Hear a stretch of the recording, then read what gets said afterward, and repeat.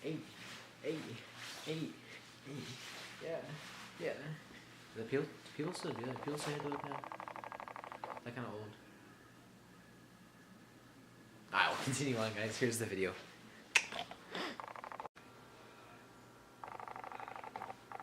Hello, my name is Logan Gonzalez, and I have a history project video for you.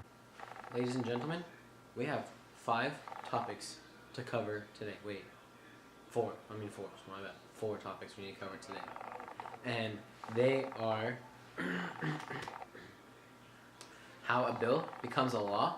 Not Bill Nye the Science Guy, like a bill, like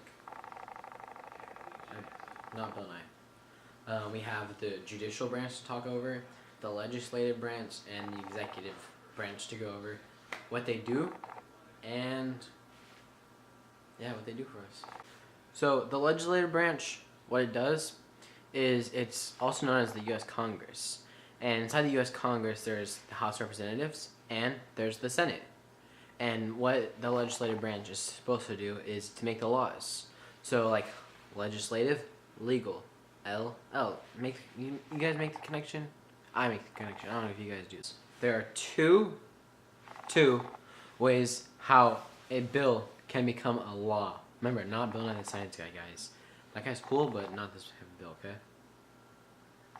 So, one way is it goes through the Senate, and then the Senate approves it and all that stuff. Here's a fancier picture to describe it.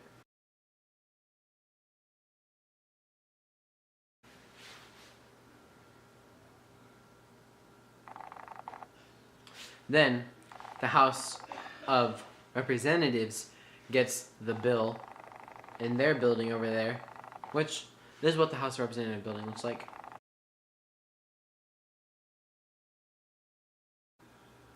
And this is what the Senate looks like. This whole building is called Capitol Hill. Here's a full picture of Capitol Hill, okay?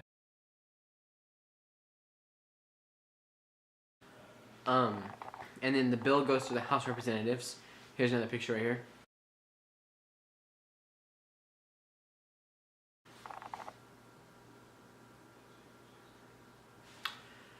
And then once it gets past excuse me. Once it gets past the House of Representatives, the president, Mr. President Trump, shouts to Trump, he has to sign it. Like that. He signs it. And then it becomes a law. But the other way is if the president doesn't allow it, it's called veto. Which then in that case, the whole, or all of the Senate and all of the House of Representatives, the Congress is what it's called as whole. Well, the Congress, 2/3 of the people there have to vote yes on it, and the president doesn't have to agree on it. That is how it can get vetoed, how it can get passed if the president vetoes it. There you have it, ladies and gentlemen. That's how it works. Now, we will be talking about the judicial branch.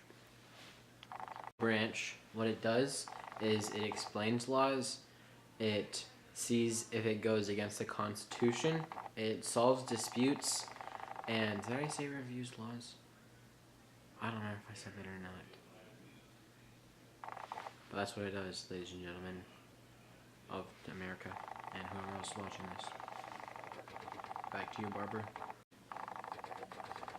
The Constitution's main things that it does is enforce laws, and it is led by the president himself, Donald Trump. Hey guys, Donald Trump here, and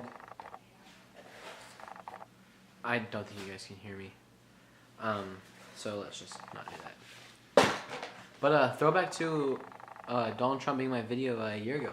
Hey guys, it's Donald Trump here. Qualifications to be a president are you have to be a natural U.S. born citizen, you have to be at least 35 years old, and you have to like, if you moved away, like, let's say I was a natural born citizen to the United States, and then I lived in France.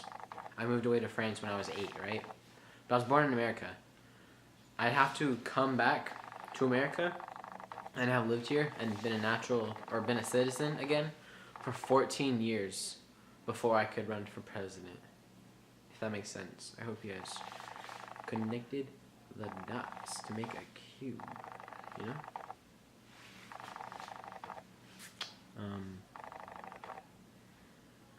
I don't know what the next bullet point is, so see you guys in a second. Okay guys, so how a bill becomes a law is it first starts out by a person's thought, right? And then the bill is introduced into the House of Representatives, correct? Correct. Then the bill is referred to the House committee or subcommittee. So then that means that they all talk it over and stuff like that. So then the committee goes through and they say like, no, that shouldn't be a part of it. No, that should be. We should add this in instead of that. Or it should say this instead of that. And then it is voted on by the full committee of the House of Representatives. So then the House reads over the final edited draft and everything like that of the bill.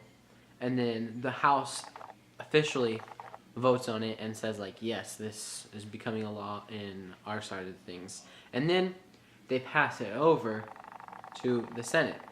And the Senate basically does the same thing that the House of Representatives did, right?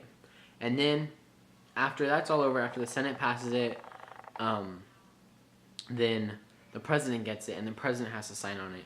But if the president doesn't sign on it, then it has to go through the House of Representatives and the Senate, and 2/3 of the people in there, they have to vote yes on it.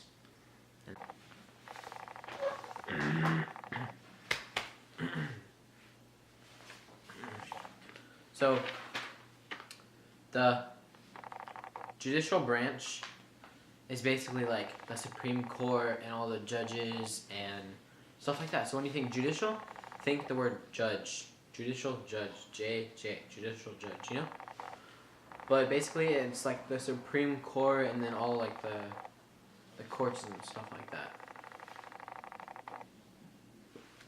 Excuse me. Just think of that. That's basically what it is. Summed up in a short sentence. So let's go over this again. Judicial is like the judges and courts and stuff like that, yeah. The legislative are for laws. So how laws get passed and how bills become laws. Executive is basically president. So like executive in a company means someone who's high up in a company.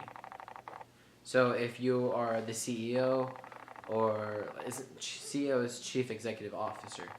So Chief Executive Officer means you're high up in a business. So executive branch means like president and the high up and stuff like that. That's just a little recap.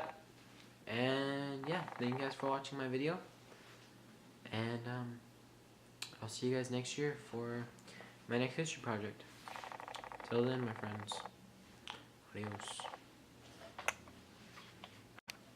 Oh yeah, guys, by the way, don't forget to like, subscribe, and leave a comment down below. Sorry guys, I had to say it. And my last history project video will be linked in the description. Always plug. And social medias and all that will be in the description. And adios guys. Till next year.